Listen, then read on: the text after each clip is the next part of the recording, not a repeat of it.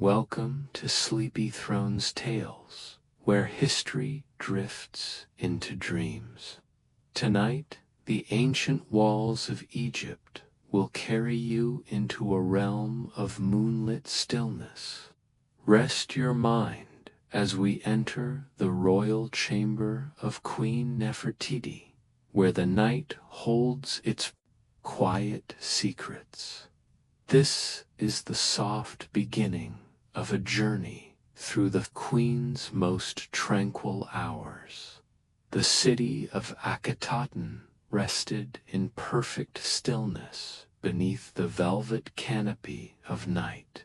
The last traces of the day's golden light had long faded, leaving only the moon to cast its silver glow upon the palace of Queen Nefertiti. Tall columns, carved with stories of gods and kings, stood in silent rows like ancient sentinels guarding the quiet dot within the palace walls. The grandeur of the day gave way to an intimate calm. The Queen's private wing, hidden from the gaze of most, lay bathed in the warm glow of a single oil lamp. The flame wavered gently, sending long, slow shadows across limestone walls painted in vibrant colors, scenes of lotus gardens, Nile, boats, and the radiant sun god Aten. A handmaiden entered, her steps soundless on the polished stone floor. She carried a vessel of clear rose water, the droplets inside catching the lamplight like tiny jewels. With careful grace, she placed it upon a low cedar table near the bed. The table's surface gleamed with inlaid gold, patterns of papyrus and palm leaves shimmering faintly in the dim light. The Queen stood by the open balcony, her robe of fine white linen draped in gentle folds. The night breeze lifted the edge of the fabric, carrying with it the scent of distant jasmine. From beyond the balcony came the soft hum of the Nile's waters as they passed under the shadow of the palace walls. Somewhere far off, the low, steady beat of a ceremonial drum echoed faintly, a rhythm so slow it seemed to merge with the pulse of the earth. Stepping away from the balcony, she passed her hand lightly over a carved ivory box upon a side table. Inside were small pieces of turquoise and lapis lazuli, gifts from distant lands, each stone cool to the touch and smooth as flowing water. She closed the box softly, the sound no louder than a sigh. The Queen moved toward her bed, where layers of cool linen awaited her. The canopy above swayed faintly in the breeze, its folds catching the lamplight in ripples of pale gold. She reclined slowly, her gaze drifting once more to the moon beyond the open doorway. In this moment, time did not move. The world outside the palace was vast and unknowable, but here, in her royal chamber, all was safe, still, and eternal. Her breathing slowed, her thoughts fading into the gentle hum of the night. The oil lamp burned low, and the ancient palace seemed to settle deeper into its timeless slumber. The Queen's chamber opened into a long, private hallway, its polished limestone floor cool beneath bare feet. The air here was still, carrying the faint fragrance of cedar from the beams above. Narrow windows high on the walls let in strips of moonlight, laying silver paths across the floor, like ribbons of light leading deeper into the palace. Each step Nefertiti took was accompanied by the soft rustle of her linen robe. Her fingers brushed along the wall, where painted lotus flowers unfurled in endless bloom, their colors muted by the dim glow. The walls seemed alive in the half-darkness, as if the painted blooms were breathing with the rhythm of the night. The hall was lined with tall niches, each holding a carved statue of a goddess. Their stone faces were serene, their eyes lowered as if in eternal meditation. The flickering light from a distant lamp caught on the polished curves of their crowns, giving them a subtle halo. Between the statues, woven reed mats softened the floor, muffling every sound until only the faintest whisper of movement remained. From the far end of the hallway, the cool air shifted, carrying with it a thread of incense, the resinous, honeyed scent of frankincense drifting from the outer chambers. Somewhere beyond, a guard's bronze-tipped spear tapped lightly against the floor, the sound slow and deliberate, more ritual than watchfulness. Nefertiti paused at an alcove halfway down the hall. Here, a small table of dark ebony wood stood, its surface covered with fine carvings of palm leaves and birds in flight. Upon it rested a bronze water jar, its surface hammered to catch light in gentle ripples. A single drinking cup sat beside it, turned upside down on a folded square of linen. She lifted the jar with both hands, feeling the cool weight of it, and poured a little into the cup. The water glinted in the moonlight before she took a slow sip, the taste clean and sweet from the palace wells. Setting it back carefully, she lingered for a moment, letting the stillness settle back into the hall like a silk curtain falling into place. When she resumed walking, the faint echo of her steps seemed softer, as though the palace itself was listening. Each statue, each painting, each carved pattern seemed to hold a memory of the day, now sleeping under the quiet gaze of the night. By the time she reached the end of the hall, her mind was as still as the air around her, and the palace's heartbeat matched her own.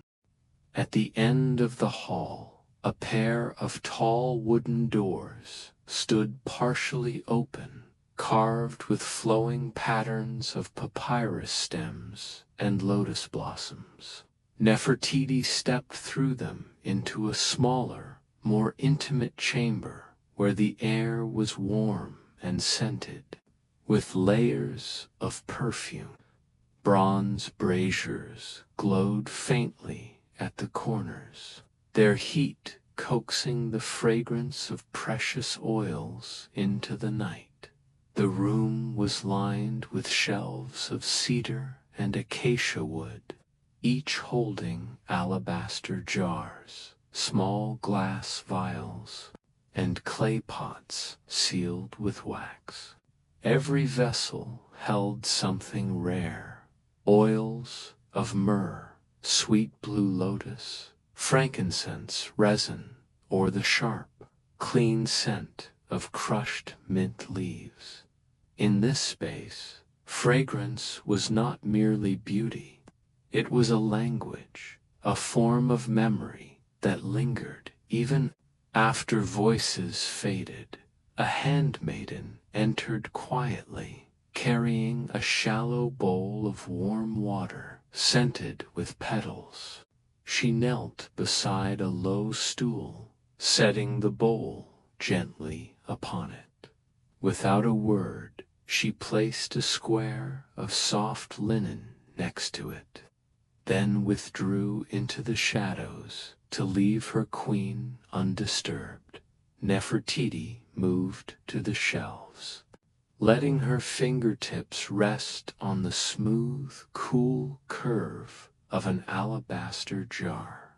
She lifted its lid, releasing the scent of desert lilies in bloom. The perfume seemed to wrap around her like a whisper, carrying her mind to gardens she had walked in. The days before she became queen, she closed the jar and set it back among the others with the same care one gives to a sleeping child in the center of the chamber. A small bronze stand held a shallow dish where pale smoke curled upward. The resin burned there had been brought from far-off lands beyond the Red Sea. The smoke was slow and lazy, drifting in spirals that seemed to vanish only when they reached the painted ceiling above a deep indigo sky scattered with golden stars. The queen stood beneath it for a long while, letting the scent and the stillness seep into her. Her breathing matched the gentle rise of the smoke, slow and unhurried. Here, there was no need to think of the outside world, no duties, no ceremonies, only the quiet company of her own thoughts. When she left the chamber, the fragrance lingered on her skin and robe, trailing with her like a soft shadow. The doors closed behind her, sealing the perfumes within, to rest until the next night called for their presence once again.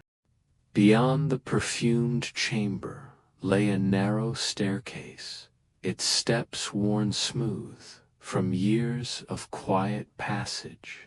Nefertiti ascended slowly, her hand gliding along the cool stone wall. At the top, a pair of open archways revealed a secluded balcony that overlooked the great river itself. The night air met her like a gentle embrace, cool, crisp, and carrying the unmistakable scent of the Nile. From this height, the water stretched wide and calm, its dark surface holding the reflection of the moon as though in a polished mirror.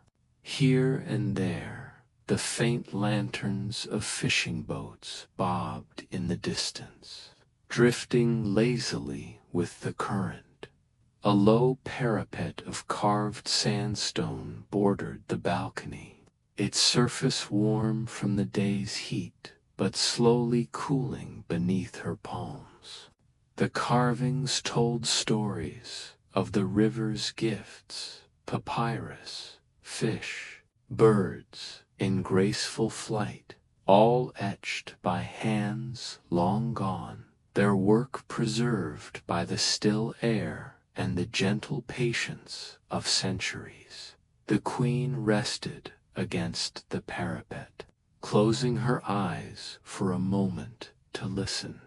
There was the steady rhythm of water lapping at the riverbanks, the far-off croak of night frogs hidden among reeds, and the occasional sigh of wind passing over the flat expanse of water. Each sound seemed deliberate, unhurried, as if the entire river were breathing in time with the night. Below, the palace gardens stretched toward the river's edge, lit faintly by moonlight. Pathways of pale stone wound through groves of date palms, their shadows long and wavering. The faint perfume of night-blooming jasmine reached even this high balcony, mingling with the river's cool breath. She leaned slightly forward, watching the ripples catch the light. A fishing boat moved slowly downstream, its occupant humming a low, tuneless melody that seemed more like a part of the river than a song of its own. The melody faded until only the water remained, moving endlessly toward the unseen horizon. The queen lingered here longer than she intended, as if the balcony were holding her in its stillness. The stars above glittered with an ageless clarity, and for a moment she imagined they had been in this exact arrangement the night she was born, and would be again long after her name had faded from memory.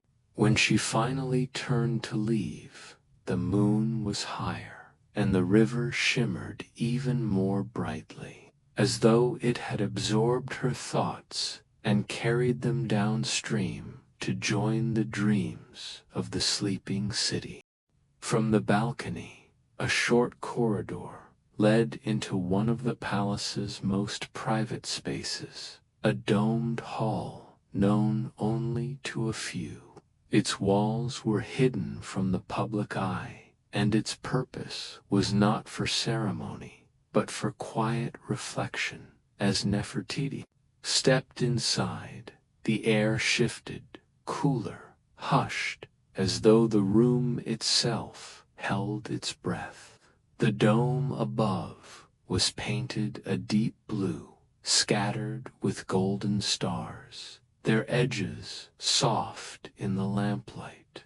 The stars formed no earthly constellations, but patterns known only to the ancient priests, symbols meant to guide the soul in its dreams. Beneath the dome, the floor was made of smooth alabaster, cool against her bare feet. It had been polished so finely that it mirrored the ceiling above, creating the illusion of walking between two skies, one above her head, one beneath her steps. At the center lay a low, circular dais, carved from a single block of rose granite, its surface etched with spirals and flowing lines that seemed to move in the shifting light. 4 narrow windows near the dome's base allowed slivers of moonlight to enter, cutting across the darkness in silver beams. Dust motes floated slowly within them, turning lazily like tiny worlds drifting in the vastness of space. The silence here was so complete that the faintest sounds, the rustle of fabric, the gentle shifting of her weight, seemed magnified. She moved to the dais and placed a hand upon its surface. The granite was cool and solid, grounding her in the stillness. She traced one of the spirals with her fingers, following its endless curve inward. The pattern had no beginning and no end, like the turning of the seasons or the rise and fall of the Nile. For a moment, she lay down upon the dais, her gaze fixed on the painted dome above. The gold of the stars caught the lamplight in a way that made them shimmer as if they were alive. Her breathing slowed to match the silence, each inhale and exhale a gentle tide dot. In this hall there was no sense of time. The moon's position beyond the windows mattered no more than the length of a day. Here dreams could arrive even while awake, and the world outside the palace could be forgotten entirely. When she rose, she took one last look at the mirrored sky beneath her feet. Stepping from the dais, she moved toward the narrow doorway, leaving the hall as she had found it. Silent, waiting, endless. From the domed hall, a side passage curved gently toward a narrow doorway framed in carved cedar. Nefertiti stepped through it into a chamber unlike any other in the palace, a room where the walls were not of stone, but lined from floor to ceiling with woven reed panels. The reeds had been gathered from the banks of the Nile and dried under the sun before being bound into intricate patterns. Their soft golden brown color gave the room a warm, earthy glow. The scent was faint but comforting, the clean, dry fragrance of river plants. Preserved in the stillness, low benches, cushioned with linen and stuffed with soft papyrus fibers, stood against the walls. Between them, small niches held bowls of river pebbles, each smooth from decades of water's touch. The stones were arranged in spirals and circles, their patterns pleasing to the eye and gentle to the mind. As the queen moved deeper into the room, a faint sound greeted her, the subtle shifting of the reed walls when the breeze from a hidden window passed through. It was not a creak, nor a rustle, but a whispering murmur, as if the river itself had found its way here to speak softly in the dark. She sat on one of the benches, letting her back rest against the reed panels. The texture was firm, yet yielding, and the faint movement of the woven stalks seemed to match the slow rhythm of her breathing. She closed her eyes, and the whispering sound filled her mind, a lullaby of the Nile carried on air too soft to feel. In the far corner, a shallow bowl of water caught the moonlight from a small, high window. Tiny reeds floated upon it, their green tips swaying almost imperceptibly. Beside the bowl, a simple reed flute lay on a folded cloth, its surface polished by many hands. Nefertiti reached for the flute, but did not play it. She simply traced its smooth shape with her fingers before setting it back. The room had no need for music tonight. Its own quiet song was enough. When she finally rose to leave, she placed her hand once more against the wall. The reeds whispered. In response, as though bidding her farewell, she stepped through the cedar doorway, carrying the memory of their sound with her into the deeper chambers of the night.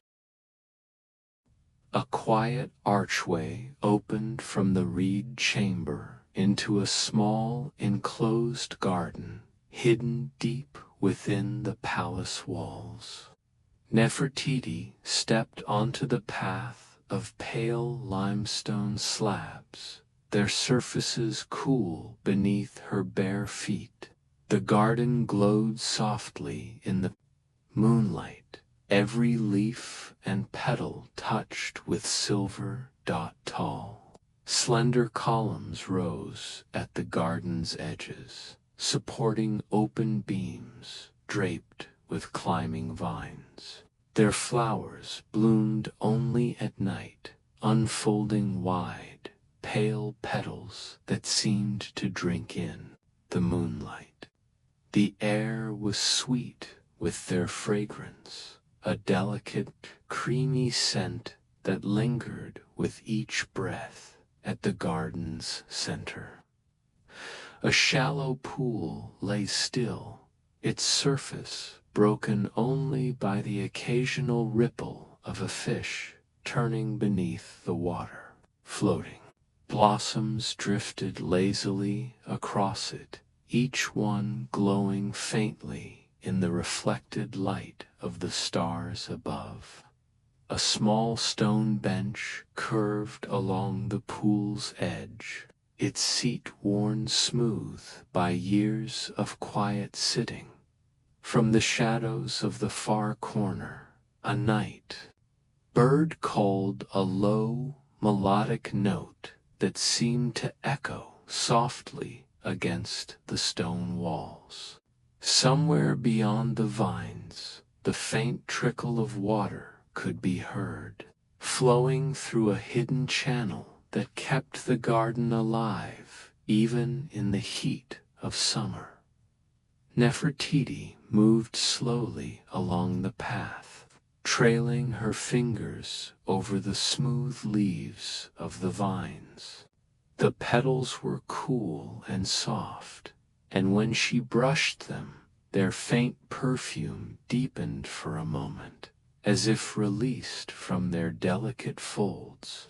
She paused by the pool, watching the slow dance of the blossoms upon the water. She sat upon the stone bench, her robe pooling around her like a soft cloud. The night air here felt different, gentler, thicker with scent and shadow. The garden seemed to breathe in time with her, each moment stretching like the calm surface of the pool. A gentle breeze moved through the vines, setting their blossoms swaying. Moonlight caught the ripples on the water, scattering silver patterns across the stone walls. The queen's gaze followed them, her mind wandering into a quiet space beyond thought.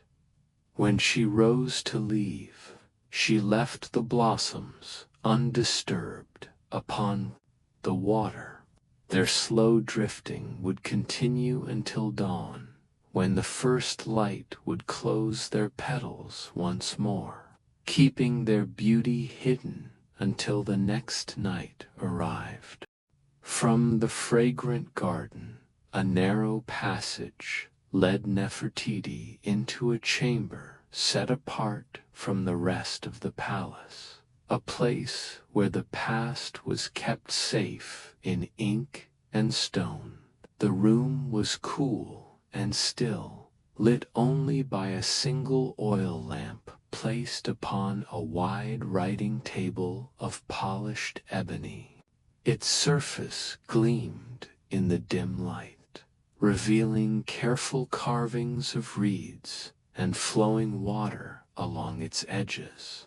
Against the walls stood tall wooden shelves, their surfaces darkened by age.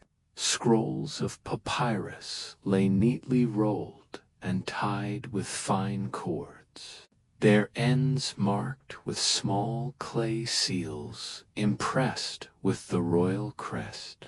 Alongside them rested flat tablets of limestone and clay, each inscribed with delicate lines of hieroglyphs. Some were records of trade, others of festivals, and a few, more precious still, contained verses of poetry meant only for the queen's eyes. In the far corner, a low stand held a sealed chest of cedar wood, bound with bronze hinges, it was said, to contain letters from distant lands, brought by envoys who had crossed seas and deserts to reach the Egyptian court. The chest gave no hint of its contents. It stood quietly, a silent guardian of secrets never spoken aloud. Nefertiti crossed the room with slow, deliberate steps, her shadow moving gently over the walls. She reached for a papyrus scroll resting apart from the others, its seal already broken. Carefully, she unfurled it upon the table.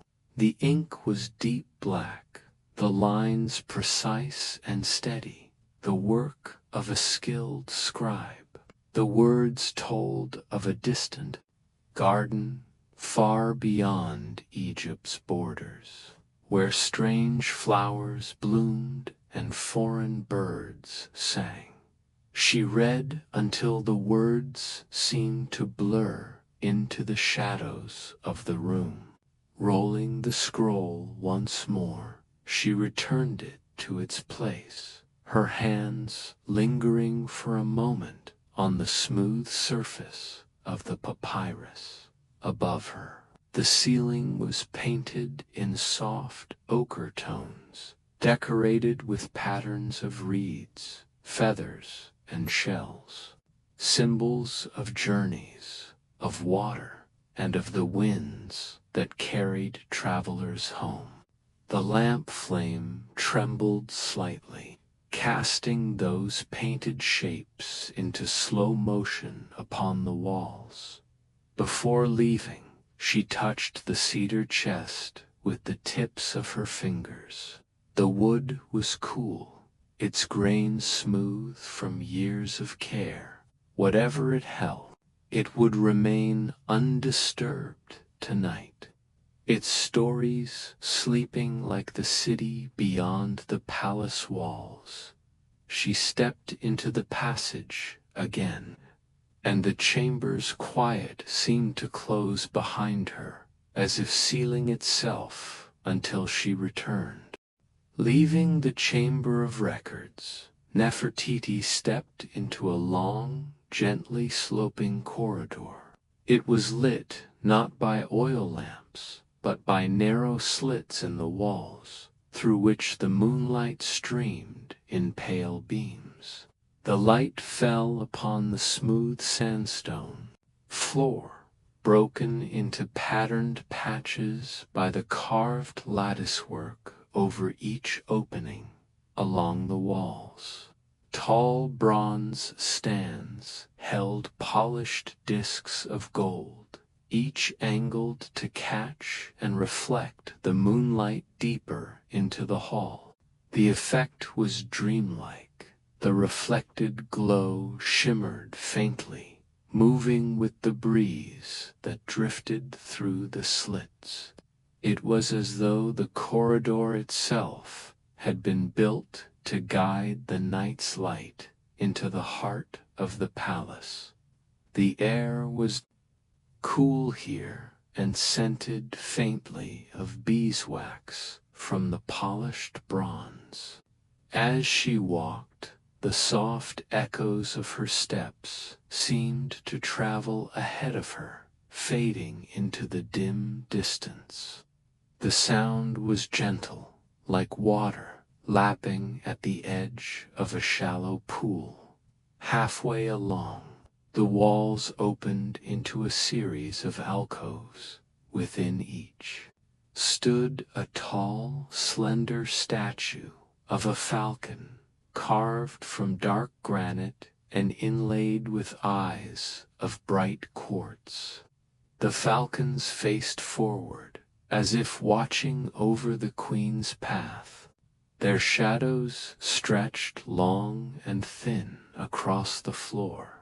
Its surface was decorated with intricate scenes, not of battles or conquests, but of harvests, of musicians playing beneath palm trees, of children carrying baskets of fruit. The gold caught the moonlight in warm flashes, as if the figures themselves were alive in the glow. The queen paused before the doorway, letting her hand hover just above the gold.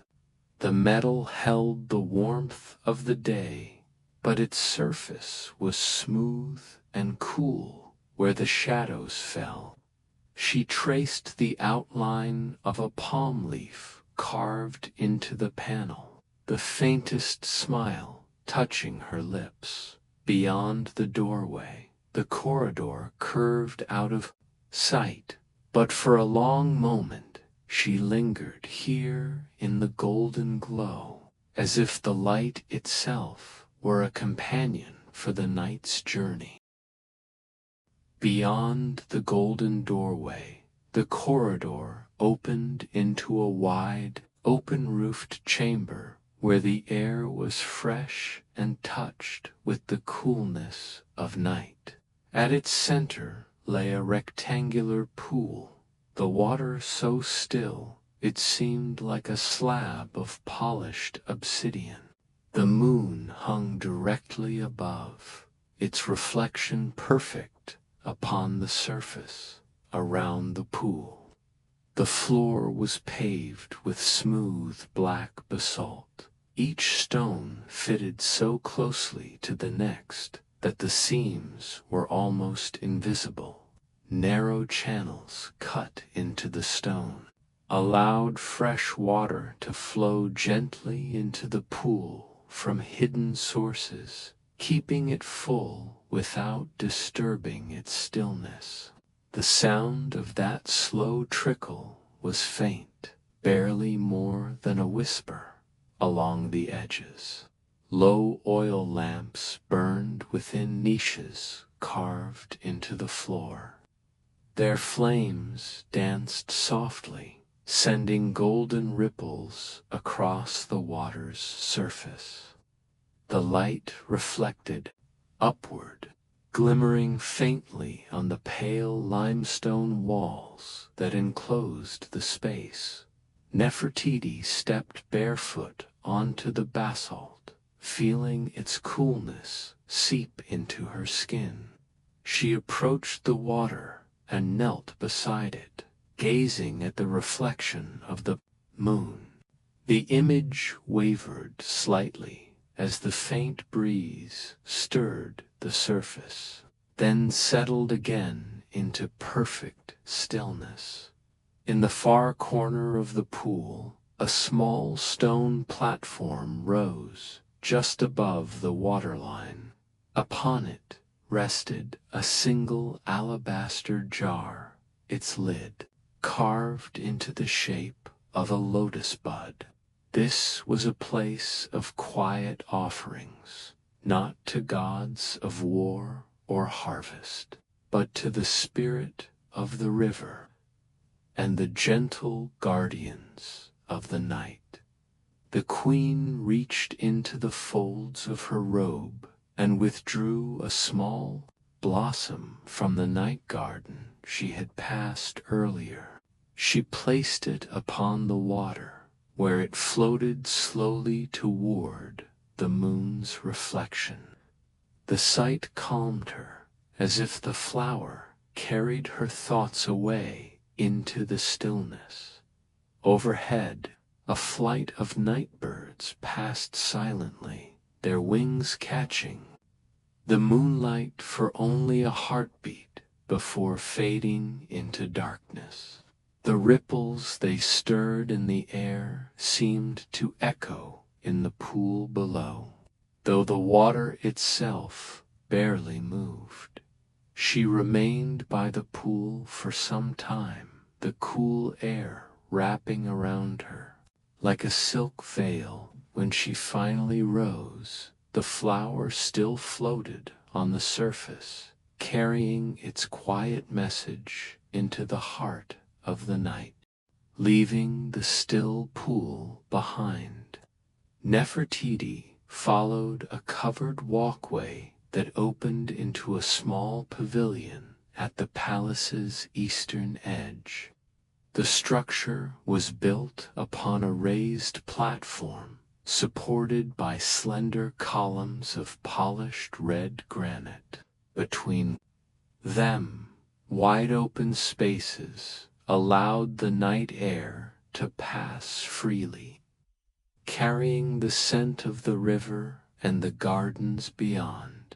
The ceiling above was painted in shades of pale blue and ivory, patterned with swirls that mimicked drifting clouds.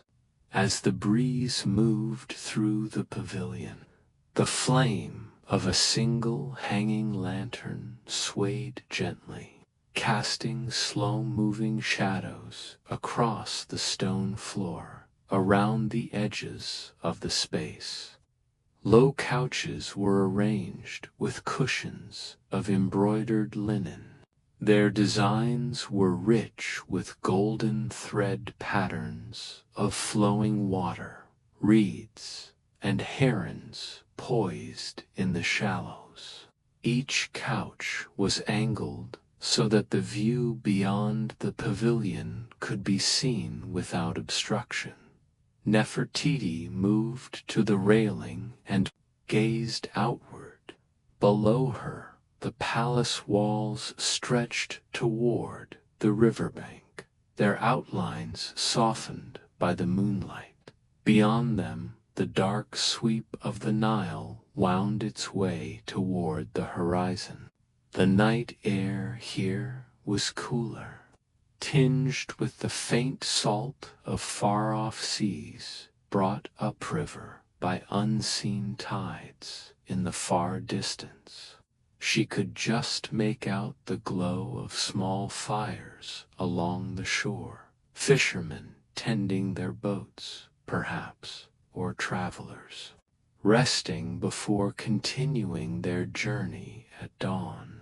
The sounds that reached her were soft and far away, the creak of wooden hulls against the current, the muffled clink of pottery, the occasional low call of voices carried on the wind. A servant appeared quietly, placing a small tray on the nearest couch. Upon it sat a slender cup of warm, spiced milk, steam curling upward into the cool night. The queen lifted it, feeling the gentle heat seep into her hands before she took a slow sip. The flavor was subtle, honey, cinnamon, and something darker, a trace of cardamom lingering at the edge. She sat for a while, cradling the cup, the breeze playing softly with the folds of her robe. The pavilion seemed suspended between earth and sky, a place where time loosened its grip and the night's breath could be felt in every corner. When she rose, the lantern swayed once more in the breeze, its light following her as she stepped back toward the walkway, leaving the pavilion to the soft winds that had always been its truest inhabitants. From the pavilion, Nefertiti stepped into a hall unlike any other in the palace. Its walls and columns were carved entirely from pale limestone, each surface covered in patterns of lotus petals. The carvings were so fine that they seemed almost soft, as though a breeze might stir them into motion. The floor was a mosaic of polished stone, arranged in flowing shapes of blue, green, and gold, imitating the gentle spread of water lilies across a calm pond. As she walked, her footsteps seemed to ripple through the colors, though the stone itself was unyielding. Above her, the ceiling was high and vaulted, its panels painted with deep indigo and dotted with golden stars.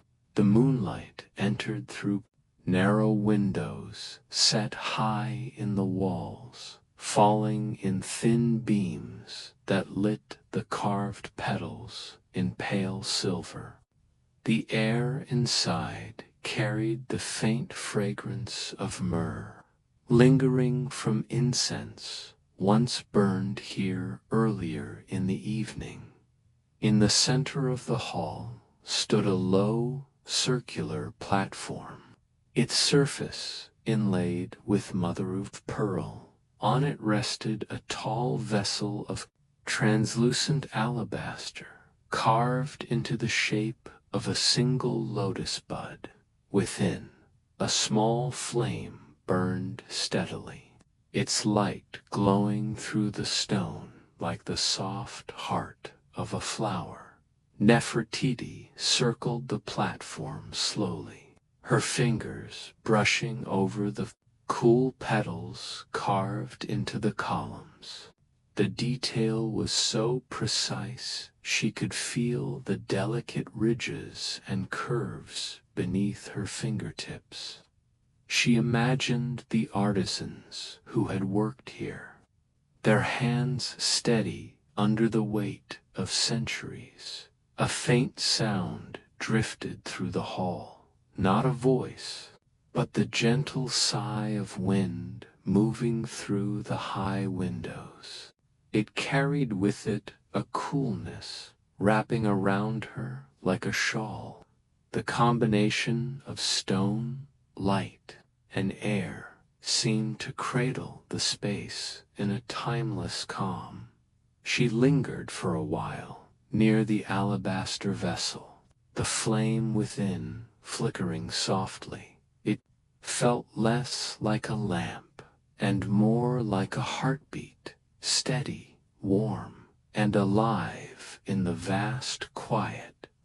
When she finally stepped back into the corridor, the carved petals seemed to follow her in the corner of her vision, as if the flowers themselves had turned to watch her pass.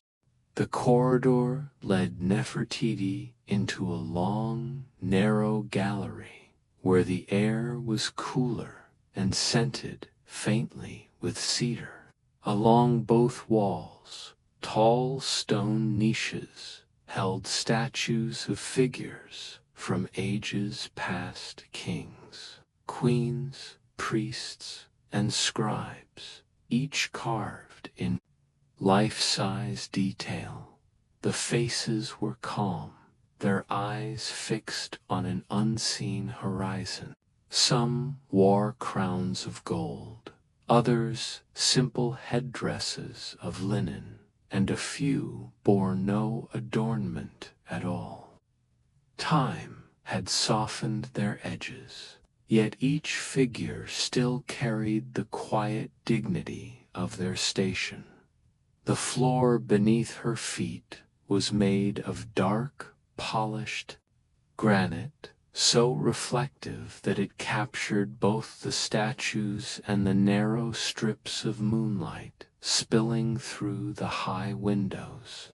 Each step she took seemed to move in two worlds, one real, one mirrored. Halfway down the gallery, a single statue stood apart from the others. It was carved from pale quartz, its surface almost translucent in the soft light. This was no ruler, but a musician, a woman holding a slender harp, her head bowed as though listening to a melody only she could hear. The fine strings of the harp were carved so delicately that they seemed as if they might hum in the night breeze. Nefertiti paused before this figure, her gaze lingering on the faint smile carved into the musician's lips. It was a smile that seemed to speak of something both ancient and familiar, a joy too quiet to fade. The gallery's ceiling was painted in muted gold, and along its beams hung narrow strips of linen dyed deep blue. They swayed gently in the faint current of air, their shadows gliding silently over the statues' faces as she walked toward the far end. The sound of her steps faded into the stillness. The statues seemed to lean slightly inward, their silent watch following her progress. By the time she reached the final doorway, the quiet of the gallery had wrapped itself around her like a slow-moving river, carrying her onward into the night. The doorway from the gallery opened into a small, circular chamber, unlike any other in the palace. The floor was not stone, but fine, pale sand that had been carefully raked into swirling patterns. Each curve and line flowed gracefully into the next, creating a design that seemed to mirror the currents of the desert wind. Above, the ceiling was open to the night sky. Through it, the stars shone in countless points of silver, their light falling softly upon the sand. The air here was cool but dry, carrying with it the faint scent of the desert beyond the palace walls. Around the edge of the chamber, low stone benches were placed at regular intervals, dyed in muted shades of gold and ochre. On some, small clay bowls held smooth pebbles gathered from the banks of the Nile, their shapes worn gentle by water and time. In the center of the chamber stood a shallow bronze bowl filled with still water. The surface reflected both the stars above and the sand below, uniting sky and earth in one image. Beside it, a narrow reed mat led toward a low altar carved from dark wood inlaid with strips of ivory. Upon it rested a single unlit oil lamp, its spout shaped like a falcon's head. Nefertiti stepped barefoot onto the sand, feeling its softness yield beneath her weight. She moved slowly, careful not to disturb the raked patterns too much. Each step left a quiet impression, a fleeting mark that the wind or a servant's careful hand would soon erase. She paused by the bronze bowl, leaning forward to see her reflection among the stars. The water's surface trembled faintly in the night breeze, making her image waver as though it too belonged to the sky. For a while, she sat upon one of the benches, letting the stillness seep into her thoughts.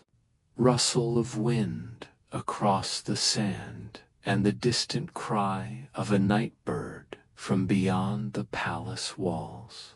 Here, time seemed to slow until it was nothing more than the gentle drift of starlight over stone. When she finally rose, the patterns in the sand seemed almost to shift under the moonlight, as if the desert itself were breathing with her. From the starlit chamber, Nefertiti stepped into a narrow passageway, unlike the stone halls that filled most of the palace. Here, the walls were lined with tall woven panels of papyrus reeds. The faintest breeze from an unseen source stirred the reeds, creating a gentle rustle that sounded like distant whispering voices. The floor was of smooth, dark wood, polished to a sheen, and the air carried a faint scent of fresh river plants, as if the Nile itself lingered just beyond the walls. Between the reed panels, small alcoves held clay jars painted with scenes of water birds, fish, and river flowers. Each jar had a lid shaped like the head of a heron or an ibis. As she walked, the sound of her steps mingled with the soft hiss of the reeds. Every so often, she caught the glint of small bronze wind bells suspended from the ceiling by threads of silk. They chimed only when the air moved just right, their tones high and delicate, like drops of water falling into a still pool. Halfway along the corridor, a narrow slit in the wall revealed a view of the gardens outside. Moonlight spilled through, catching the pale shapes of papyrus stalks swaying gently in the night breeze. Their motion mirrored the patterns on the reed panels within, making the space feel as if it were breathing with the rhythm of the river. The queen slowed her pace, trailing her fingertips along the smooth wooden floor rail.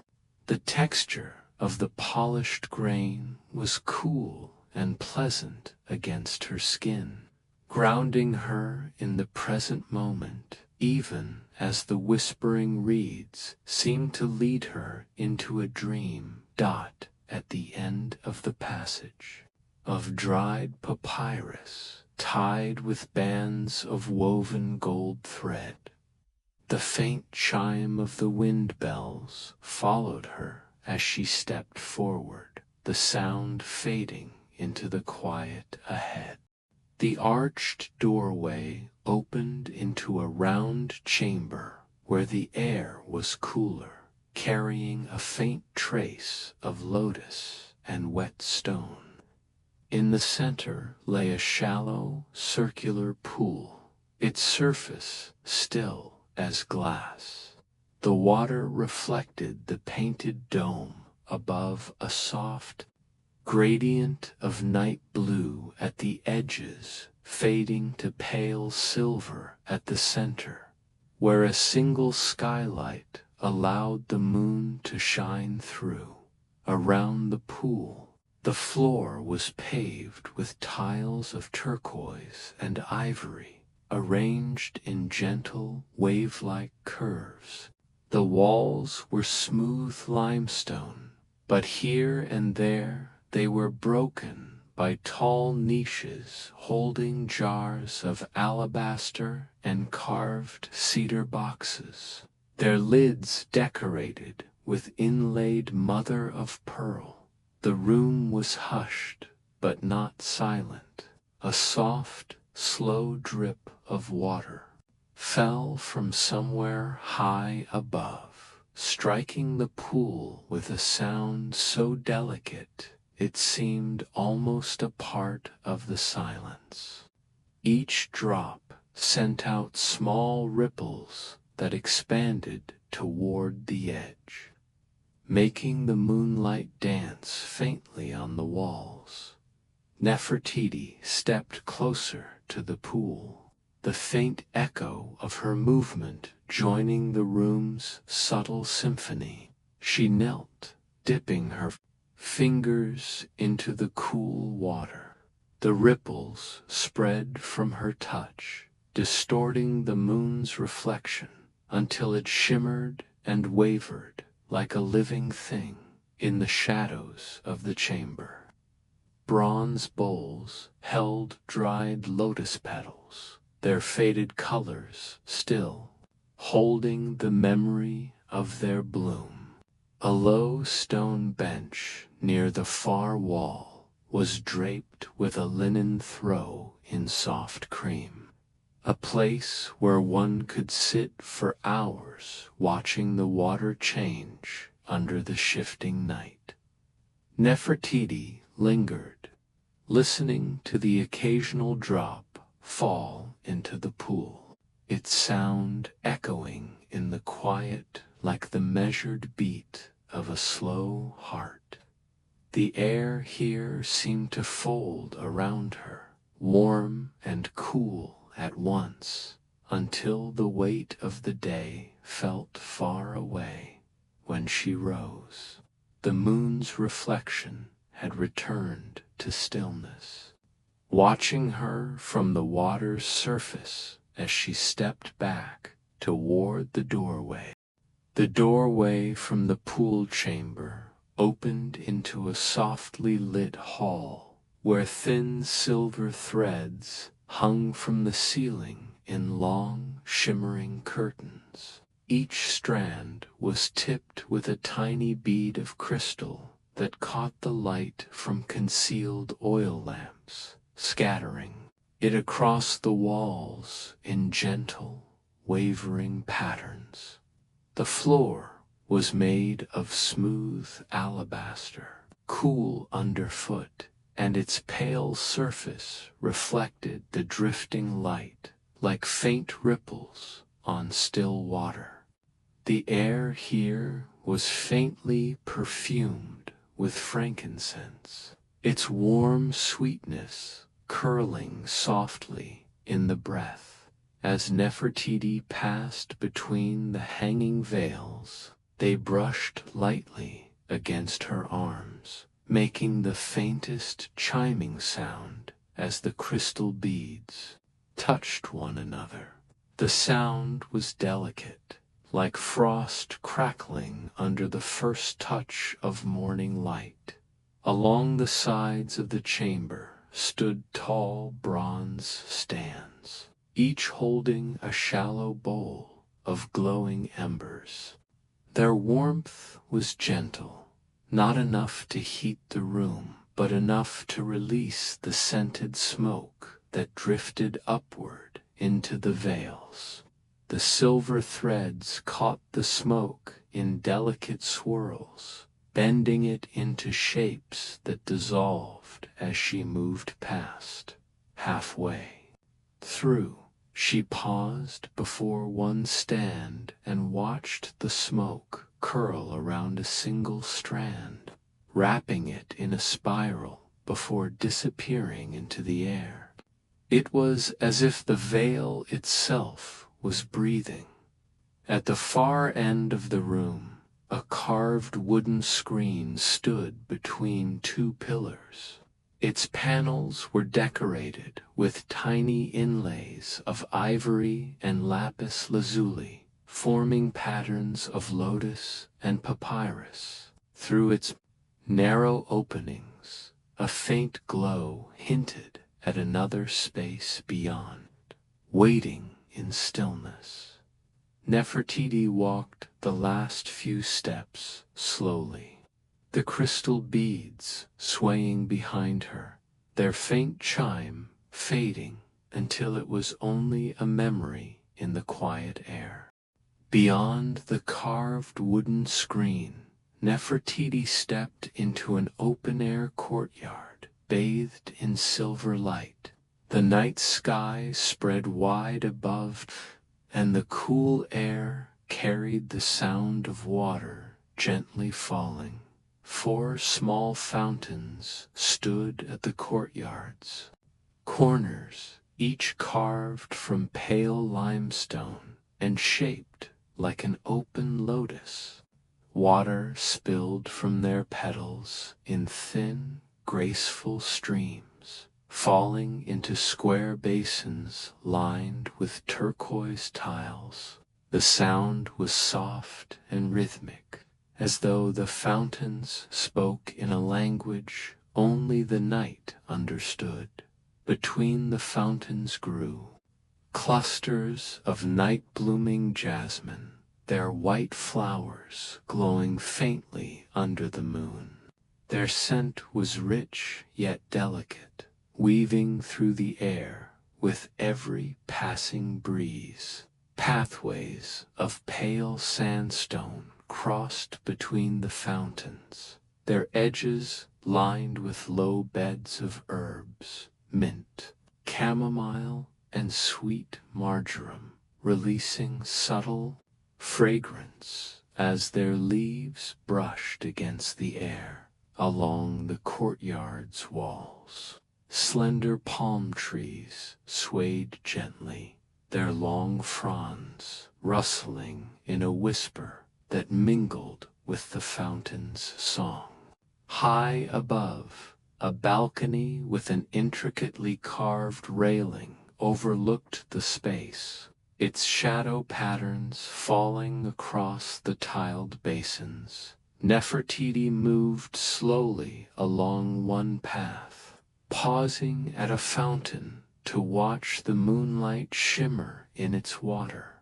The ripples danced softly against the turquoise tiles, catching hints of gold from a small oil lamp set at the basin's edge. She dipped her fingertips into the cool water, feeling it flow smoothly past before spilling over into the night again.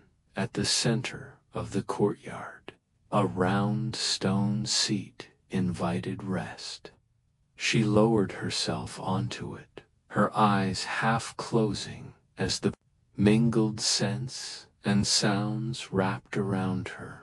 The soft splashes, the swaying palms, the drifting perfume, all seemed to speak of a time beyond time, where only the present moment existed.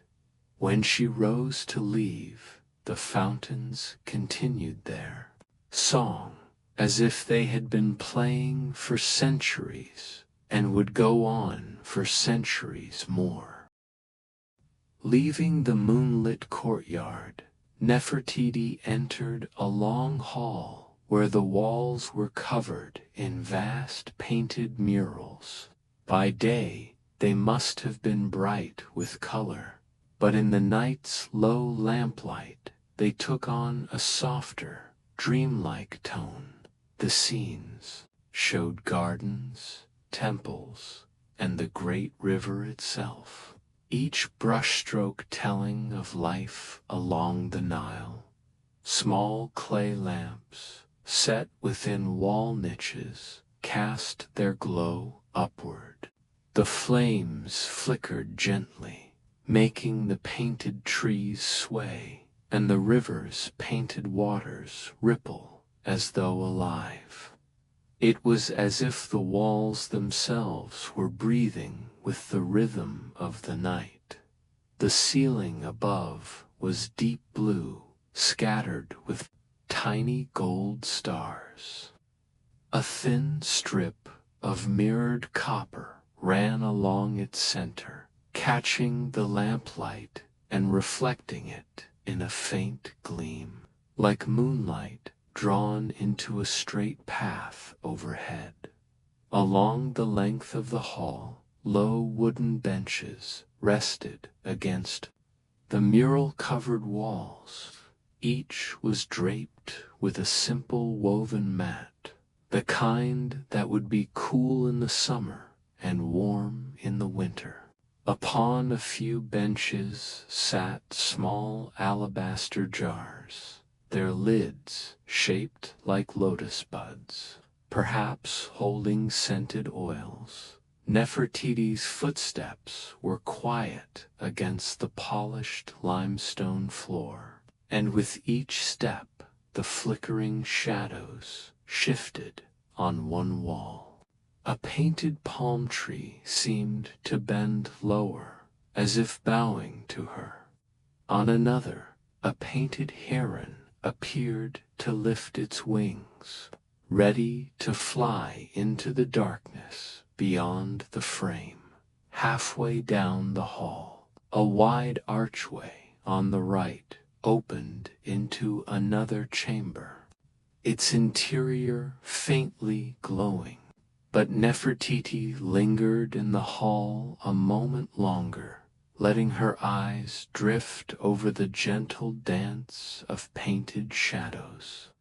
There was a peace in their slow, unhurried movement, a reminder that beauty could live in stillness just as much as in change. When she finally stepped through the archway, the shadows behind her settled once more into quiet, waiting for the next flicker of life to pass through. The archway led into a tall, narrow room where the walls were lined with intricate latticework of hammered gold. The designs were geometric yet fluid, like the interlacing patterns of river currents. Light from hidden lamps shone through the delicate openings, scattering tiny, shifting shapes across the floor and ceiling. The air here was warmer, touched with the faint sweetness of honey and myrrh.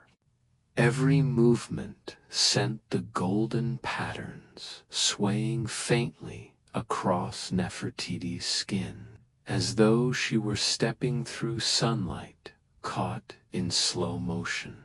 Tall vases of carved ivory stood in each corner, filled with long stems of dried reeds painted in gold leaf. Their tips were tied with thin strips of pale silk that fluttered almost imperceptibly in the warm air. The ceiling was a shallow dome, its surface covered in a repeating motif of lotus blossoms picked out in gold and lapis. The dome's central point held a single, suspended lamp of polished bronze, its flame steady and clear, casting a calm, even glow. Beneath the lamp stood a small pedestal of black granite, upon which rested a circular mirror framed with twisted strands of gold wire. The mirror's surface was so perfectly polished that it caught and held the golden lattice patterns as though they were part of its own design.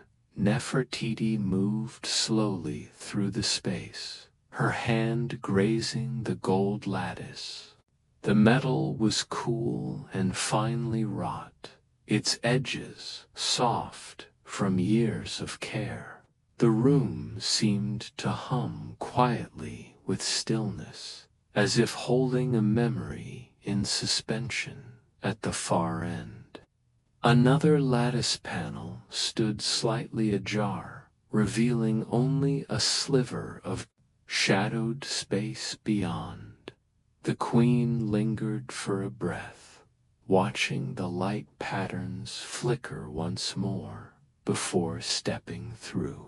Beyond the golden lattice, the air grew cooler and carried a faint, fresh scent, the smell of water and green stems. Nefertiti found herself in a long, narrow room where a shallow channel of water flowed gently along the center. On either side of the water, beds of tall reeds grew in orderly rows, their thin stalks swaying ever so slightly, though there was no breeze. The ceiling was open in a narrow strip above the channel, revealing the stars in a black velvet sky. Moonlight spilled down in a silver path that lay across the water's surface. Each ripple caught the light and sent it gliding over the pale stone edges of the channel. Small clay lanterns rested at intervals along the walls, their flames hidden behind carved covers of alabaster. The covers were cut with delicate patterns that allowed only softened light to escape, painting the reeds with dappled gold. From time to time, a faint rustle came from the reeds, a sound like someone speaking, far away in a gentle, unhurried voice.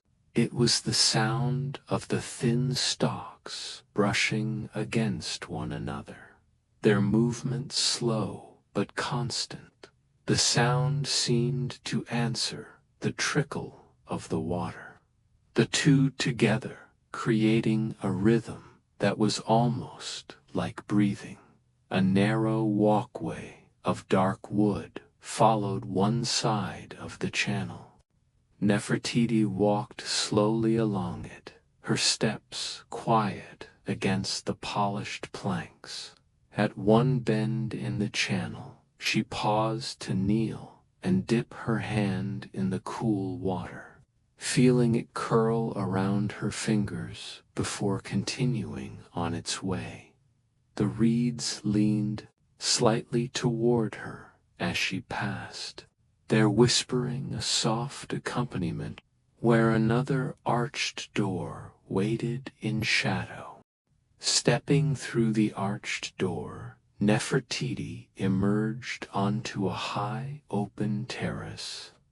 The air was cool and fresh, carrying the faint scent of distant river water and the sweetness of night-blooming flowers. Above her stretched the great sweep of the desert night sky, 1,000 stars, scattered like grains of crushed crystal over black silk. The terrace floor was paved with pale sandstone, its smooth surface holding a faint warmth from the day's sun.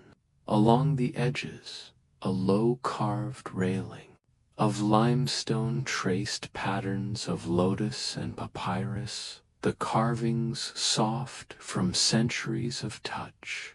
Between the carved openings, the dark horizon stretched away in every direction. At the center of the terrace stood a single round stone platform, wide and flat, like an ancient table left for the stars themselves. Upon it rested a polished bronze bowl filled with clear water. The still surface mirrored the night sky so perfectly that it seemed like a second universe had been placed at her feet. Tall bronze braziers, unlit, stood at the terrace's four corners.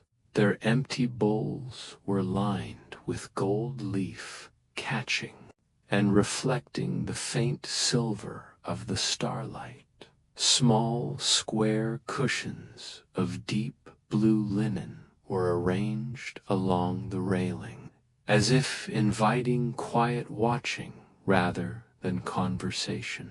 Nefertiti walked to the railing and rested her hand on the cool stone, her eyes traveling across the sleeping land. Far away, faint glimmers of light marked where other fires burned in the night, small, distant echoes of the stars above. When she turned back toward the center of the terrace, a soft wind rose, brushing her hair and sending a shiver through. The mirrored water in the bronze bowl, the reflection rippled, stars dancing in its surface, before returning to stillness once more. Leaving the terrace, Nefertiti stepped into a dimly lit corridor that curved gently as though designed to slow one's pace. The floor was laid with smooth black granite, cool underfoot and polished to a quiet sheen. A narrow strip of deep red, inlaid stone ran along the center, guiding the way forward like a thread through the night.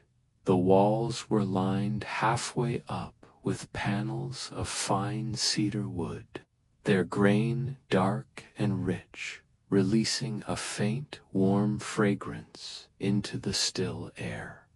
Above the wood panels, pale plaster carried painted patterns of lotus flowers in muted gold and faded blue.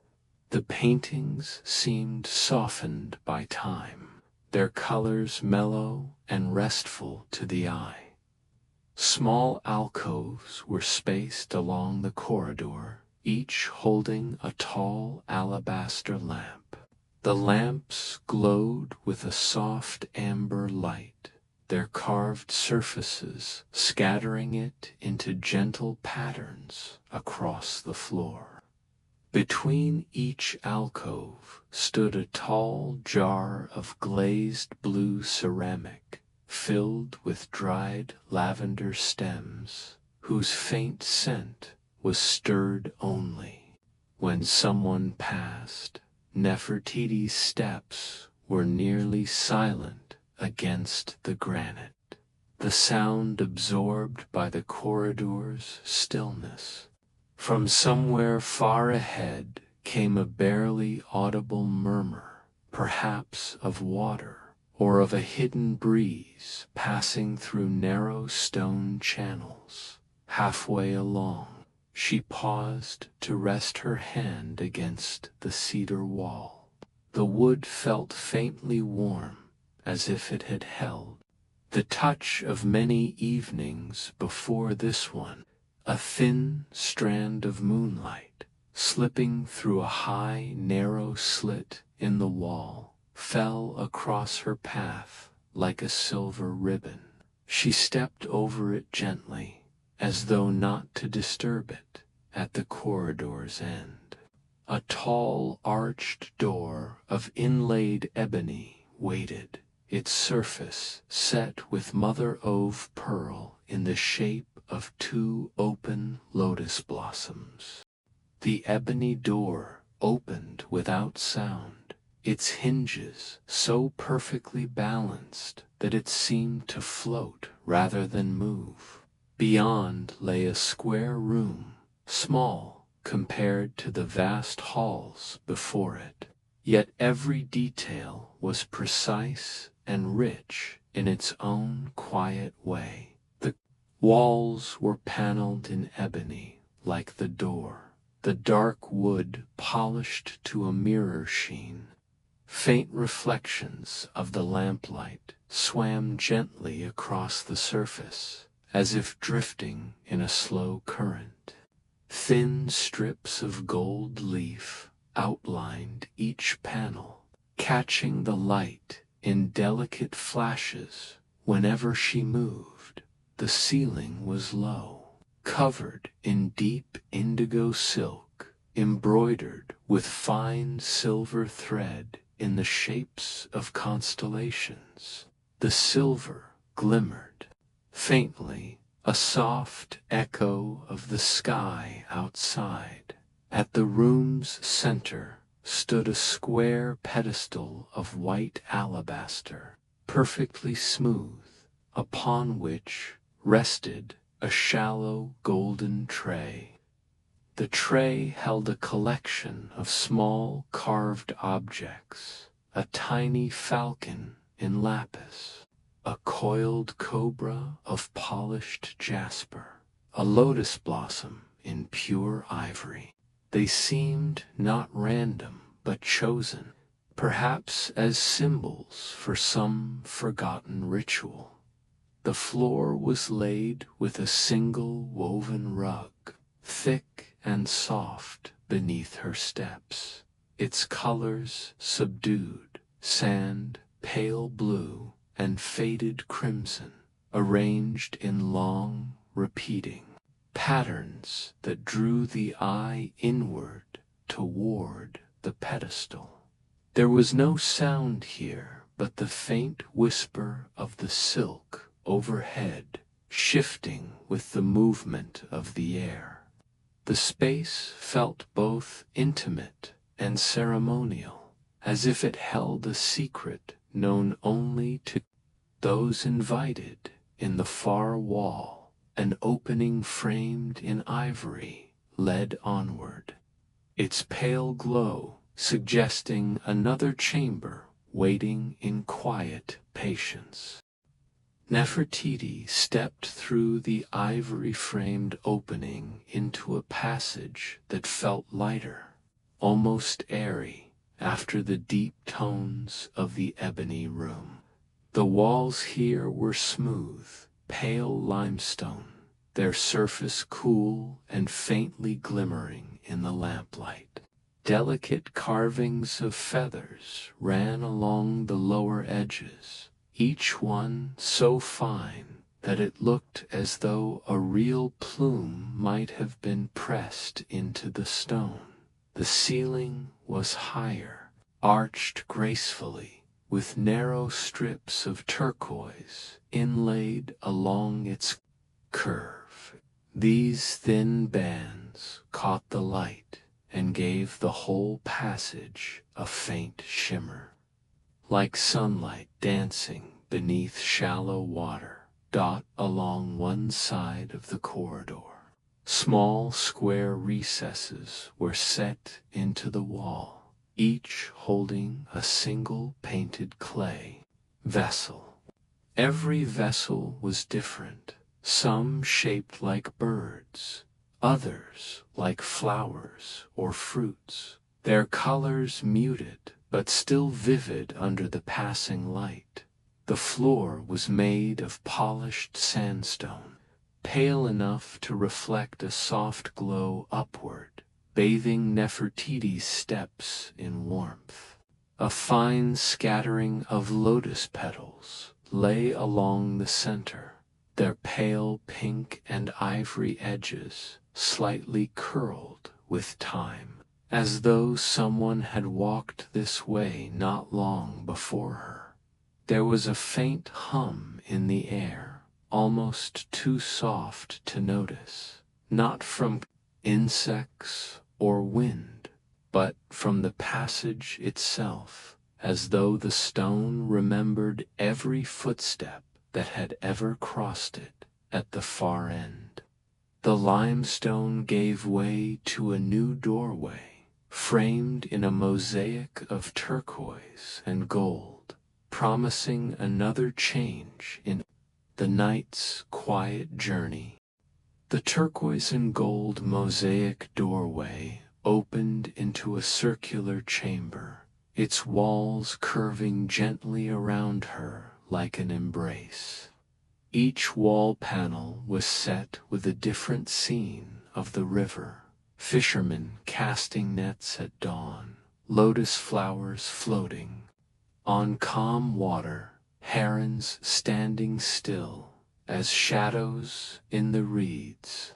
The mosaic tiles were no larger than grains of rice, each carefully placed so that even from a distance the scenes seemed alive. The floor was made of smooth onyx, dark as midnight, but scattered with tiny flecks of white quartz that caught the lamplight like distant stars. As Nefertiti stepped forward, the faint glimmers shifted beneath her feet, as if the night itself was flowing under her. At the chamber's center, a tall column of pale alabaster rose toward the domed ceiling. Around its base, shallow golden bowls were filled with still water, each one reflecting a fragment of the mosaics on the walls. The water smelled faintly of rose and sandalwood, the scent delicate enough to vanish if she breathed too deeply. The ceiling above was a shallow dome, painted a soft twilight blue, its surface scattered with silver dots, forming unfamiliar constellations. Between them ran thin trails of gold, linking the stars into shapes that seemed to tell silent stories in the quiet. The only sound was the faint echo of her own breathing. The space seemed designed to slow the mind, to hold the moment like a fragile piece of glass across the chamber. A set of double doors stood half open, carved from cedar and bound with strips of beaten gold, leading onward into the palace's sleeping heart. The cedar doors yielded easily beneath her touch, their gold bindings warm as if they had stored the memory of the day's sun. Beyond them stretched a long rectangular hall, its ceiling high and supported by slender columns of white limestone. Each column's capital was carved into a blooming papyrus head, the details so fine they seemed almost alive. The air here was scented faintly with honey and incense, lingering traces from some quiet ceremony. The light was low, coming from bronze. Oil lamps placed high on the walls, their flames shielded by panels of red glass. This gave the entire hall a soft, warm glow, like the heart of a fire scene from far away. The floor was laid with large slabs of pale quartzite, each one shot through with faint veins of gold that caught the red light in tiny flickers. Between the columns, narrow benches of dark sycamore wood stood, their surfaces polished to a deep luster dot along the walls. Recessed niches held tall statues of serene figures, gods, queens, and priests, each carved in smooth basalt and wearing expressions of perfect calm. Their presence felt watchful, yet gentle, as if they guarded the silence rather than broke it. At the far end of the hall, a shallow dais rose from the floor, supporting a low table of ivory inlaid with a pattern of swirling blue lapis. On its surface rested a single unlit lamp, shaped like a lotus in bloom, waiting for a flame that had not yet been offered. The air was so still that when Nefertiti paused, she could hear the soft tick of cooling metal from the hinges behind her, fading like the last note of a song. Stepping down from the dais, Nefertiti crossed to a narrow arch at the side of the great hall. It opened into a chamber that was neither grand nor plain, but perfectly balanced, a place where sound and stillness met in harmony. The walls were formed from blocks of pale pink granite, their surfaces smoothed until they glowed softly under the amber light of wall-mounted alabaster sconces. The sconces were carved into the shapes of cupped hands, each holding a small flame that flickered gently, casting curved shadows that danced along the stone. The floor was a mosaic of polished river pebbles, arranged in gentle spirals of cream, gray, and gold. Walking upon them produced the faintest shifting sound, like the rustle of silk against skin. In the center of the room, a shallow fountain bubbled softly.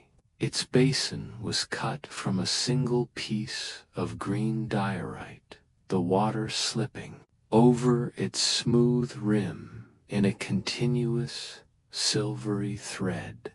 The sound was soothing, steady, low, and almost like breathing. Around the fountain stood for low chairs of woven reed, their frames bound in copper wire that caught the firelight in thin glimmers. Draped over the backs of the chairs were narrow shawls of linen dyed the color of ripe figs. Above, the ceiling was flat and plain, yet in the corners, tiny gold discs had been set into the stone, each one no larger than a coin. When the firelight touched them, they flashed briefly before fading again, like the glint of fish turning deep in the water from a small archway opposite. A thread of cooler air drifted in, carrying the faint perfume of night jasmine from some unseen courtyard. Drawn by the cool breath of air, Nefertiti stepped through the small archway. Beyond it lay a narrow walkway bordered by low walls of smooth white limestone. The path was paved with wide tiles of terracotta, warm in hue but cool under her bare feet. On either side, tall clay jars stood in a gentle row, their bellies wide and necks slender, each one filled with blooming night jasmine. The flowers glowed faintly in the moonlight, their star-shaped petals gathering silver light like tiny lanterns. Their scent was soft yet persistent, wrapping the walkway in a dreamlike haze. Above, wooden beams crossed overhead, supporting thin sheets of woven red that filtered the moonlight into shifting patterns. These delicate shadows moved across her path like drifting veils. At intervals along the wall, small open niches held polished copper bowls filled with still water. The moon's reflection rested in each, trembling faintly whenever a passing breeze touched the surface. The walkway curved gently to the left, guiding her without haste toward a darker space ahead. The sound of water, faint but rhythmic, seemed to come from that direction, mingling with the perfume of the flowers. Just before the curve ended, a small alcove opened in the wall. Inside, a single carved figurine of a lioness sat upon a stone plinth, its features calm and regal. In the soft light, it appeared to be watching over the path. The jasmine's fragrance grew richer as she approached the far end, where an open doorway led into the shadowed heart of another garden chamber.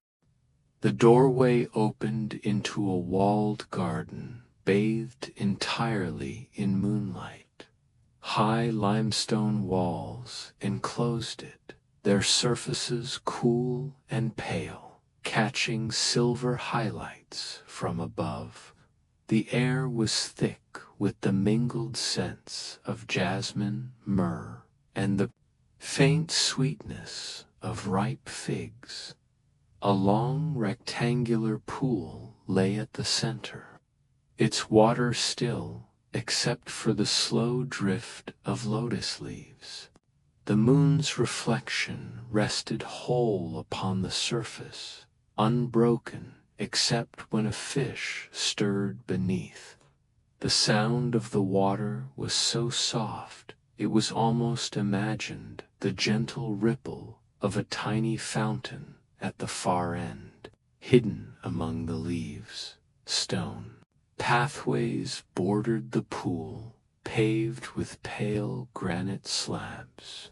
Between them grew neat rows of low-flowering shrubs, their blossoms in muted shades of cream, soft pink, and deep violet. The flowers leaned toward the water as though drawn to its quiet. Glow dot at each corner of the garden, a small cedar bench stood in the shadows of tall date palms. Their fronds swayed lightly in the night air, making a faint whisper that mingled with the distant murmur of the palace's inner corridors. Dot in the northern wall, an arched trellis wound with flowering vines formed a living gate. The petals were so densely clustered they hid the view beyond, yet a faint golden light seeped through the gaps. Above it all, the moon hung like a polished pearl, steady and patient, watching over the stillness. Nefertiti approached the trellis where the golden light shimmered faintly through the clustered vines. The flowers here were pale ivory, each blossom shaped like a star and releasing a subtle, honeyed perfume. The vines themselves were thick and old, their twisting stems as smooth as braided rope. She brushed a hand against the petals, and a few drifted silently to the ground.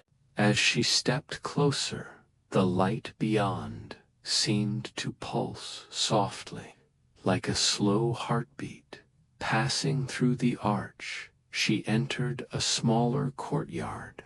The walls here were entirely cloaked in climbing plants, not just flowers, but broad, deep green leaves that shone under the golden glow of hidden oil lamps. The lamps were placed high in the walls behind thin alabaster panels, so their light filtered through in a warm, even haze. In the center of the courtyard stood a circular stone table, surrounded by 4 low stools. The table's surface was carved with a pattern of interlocking lotus petals, each one outlined in thin lines of silver. A shallow bronze bowl rested in the center, filled with water that reflected the golden lamplight like liquid sunlight. Air was still, yet carried a hum, not of insects, but of something more elusive, like the gentle vibration of distant strings being plucked. It was a sound felt as much as heard, settling softly in the chest.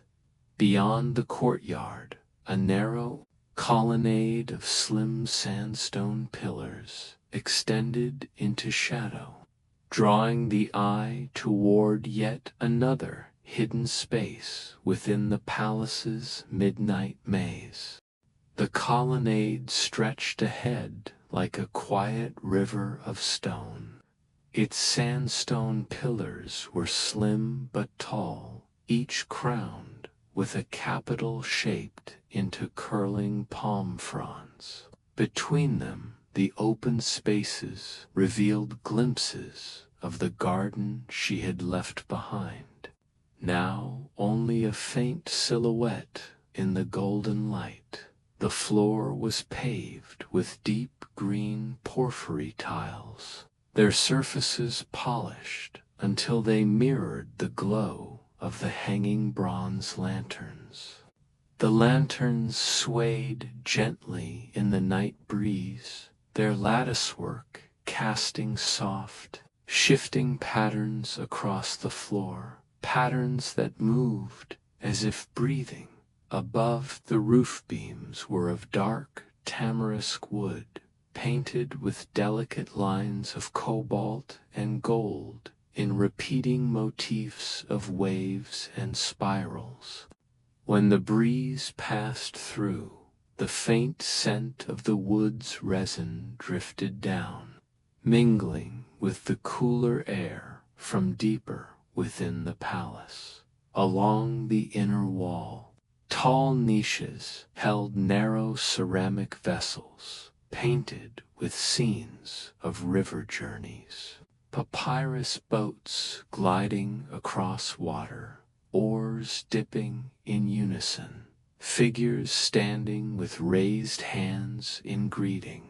The paint was so finely applied that the ripples in the water seemed to move in the lantern light dot at the far end of the colonnade. A single archway opened into a darker chamber. Its entrance was framed in black basalt, inlaid with small squares of turquoise and ivory that shimmered faintly even in the low light. Beyond it, the air seemed cooler still, and touched with the faintest metallic Thames, as though it guarded something precious. The basalt arch loomed quietly, its deep black surface cool to the touch. The inlaid turquoise caught the lantern light like fragments of captured sky, while the ivory squares gleamed softly, their color like moonlit bone.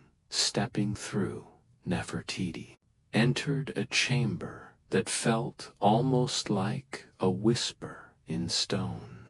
The walls were made of smooth granite, so finely polished that they reflected dim shapes and shadows. The chamber was small and square, with a high ceiling that disappeared into shadow. At the center stood a low pedestal of white alabaster, its sides carved with a winding motif of reeds and flowing water. Resting upon it was a sealed jar of blue faience, its lid shaped like the head of a heron. The craftsmanship was so delicate that each feather seemed individually sculpted around the pedestal.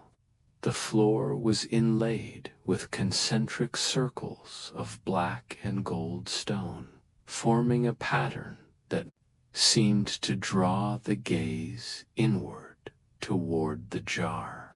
The golden bands caught even the faintest flicker of light, giving the pattern a quiet pulse. The air in the room carried a cool, metallic scent, mingled with a hint of frankincense. It felt like the kind of space meant not for the living noise of the day, but for moments suspended between thoughts. In the far corner, almost hidden, a narrow set of steps curved upward, carved directly into the wall. They led toward a half-seen balcony where shadows shifted in the faint breath of night air. The narrow steps curved gracefully, their edges smoothed by years of quiet passage. Nefertiti ascended slowly, her bare feet making no sound on the cool stone. The air grew fresher with each step, touched by a whisper of wind that carried scents of the distant river the balcony opened unexpectedly, a crescent-shaped platform tucked high within the palace walls. Its balustrade was carved from pale limestone into patterns of interlocking papyrus flowers, each one pierced so the night air could slip through. Beyond the balustrade, the view stretched far. In the distance, the silver ribbon of the Nile glimmered beneath the moon, winding its calm path through dark fields. The outlines of palm groves stood in still clusters, and here and there, the faint glow of far-off village fires dotted the horizon like quiet stars on the ground. Above the sky was a deep indigo, the stars sharp and clear. A lone ibis drifted silently across the moon, its wings cutting the light for only a breath before vanishing into the shadows.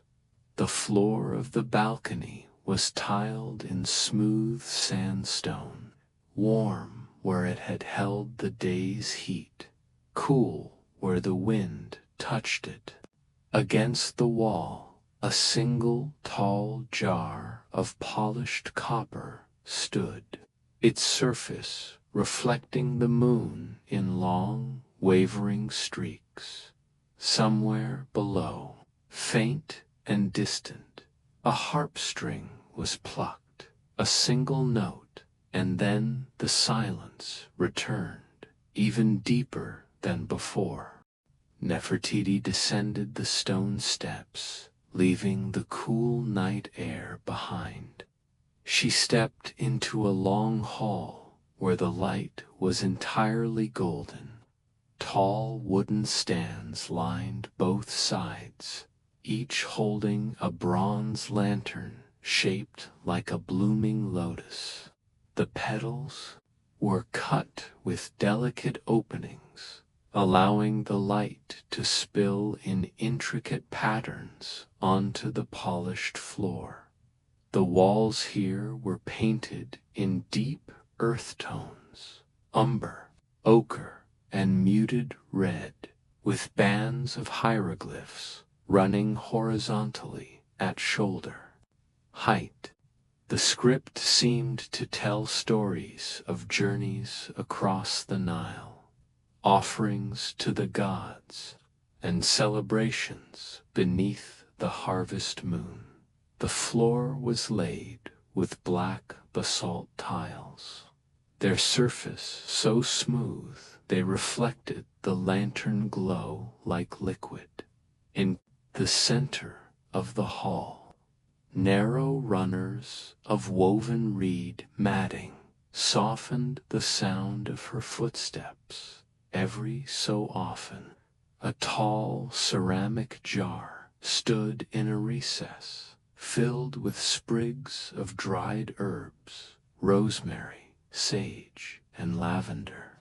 Their faint fragrance drifted on the warm air, mingling with the subtle smoke of the lantern oil. The hall narrowed ahead, the light becoming dimmer where the lanterns were spaced farther apart.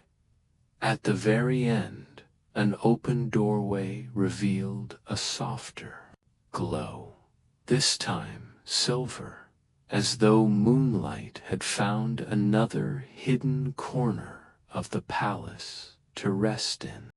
The doorway opened into a wide, open court, washed entirely in silver light. The moon hung high above, unobstructed, and its glow poured down like water over every surface. Almost step into it. At the center of the court lay a shallow, reflecting pool, perfectly still, its edges lined with narrow strips of white marble. The surface mirrored the stars so clearly that they seemed to float upon the water itself. 4 slender cypress trees stood at the corners, their tall shapes cutting deep shadows across the pale floor. Between them, low stone planters brimmed with night-blooming flowers, pale blue lilies, and small silver-white blossoms that opened only in the cool hours.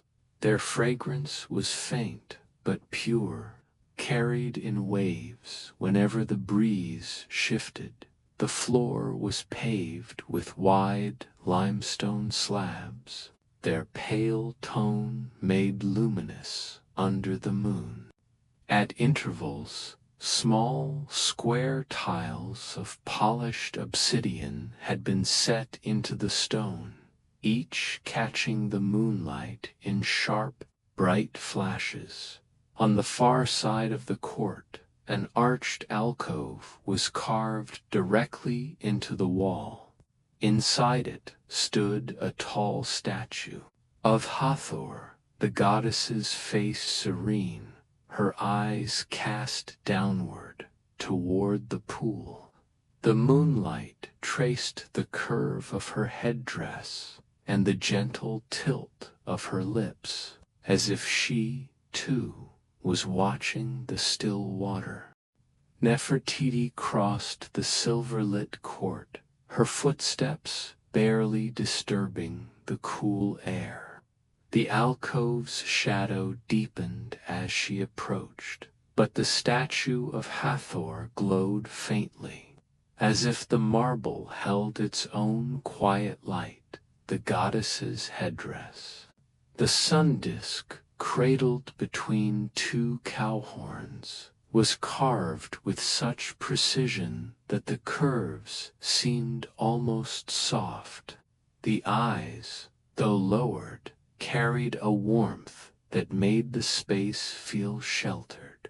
Before the statue lay a small offering table of red granite.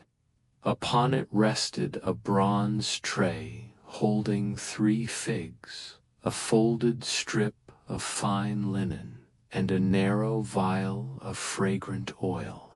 The oil's scent, sweet and resinous, drifted upward, blending with the gentle perfume of the flowers outside at the base of the alcove.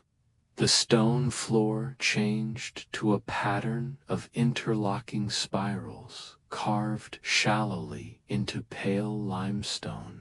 Nefertiti traced one spiral with the tip of her sandal, feeling the faint dip beneath her step. In the corner of the alcove, almost hidden by shadow, a small bronze lamp burned steadily. Its flame was low, but its light was warm and constant, untouched by the breeze that moved freely in the open court.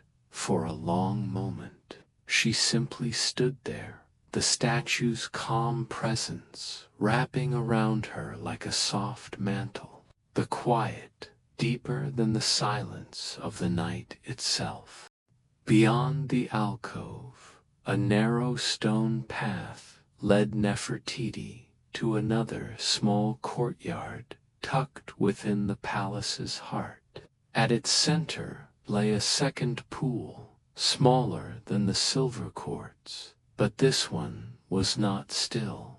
A thin stream of water trickled from a carved spout in the wall, the gentle sound echoing softly in the enclosed space. The spout itself was shaped like the head of a crocodile, its mouth open to release the water. The stone was dark and polished by time, the details of the teeth and eyes worn but still clear under the moonlight. The pool's edge was lined with smooth river stones, each rounded and cool beneath the air's touch. Some of them were veined, with quartz glinting faintly in the shifting light.